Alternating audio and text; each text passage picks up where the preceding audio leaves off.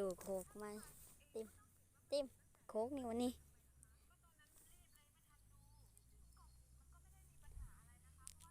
แห่งนั่งในธรรมชาติธรรมชาติธรรมชาติลมพัดสบาย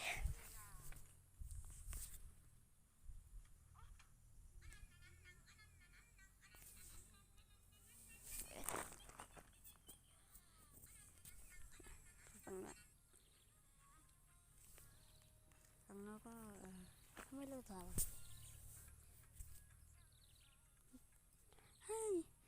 ให้ชมธรรมชาติก่อนนะ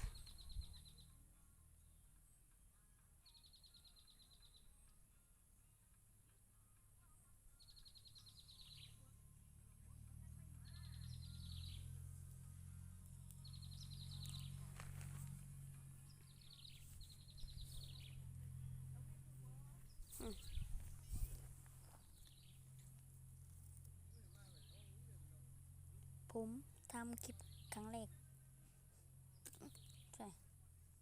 ผมทำคลิปครั้งแรก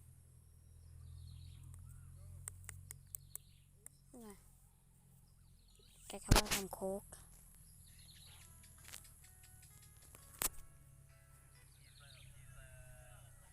อ๋อรถรถที่มานะขนม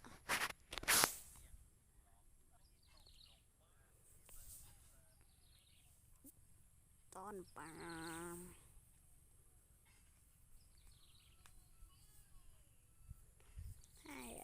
ให้ดูธรรมชาติดีกว่านี่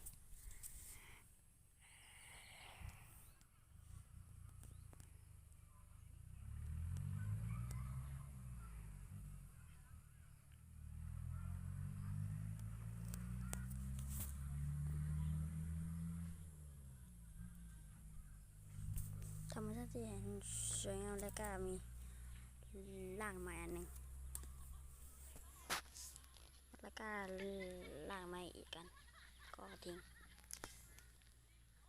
เพราะไร้ประโยชน์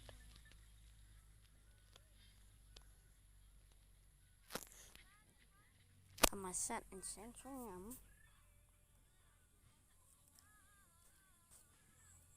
ธรรมชาติอันแสนสวยงา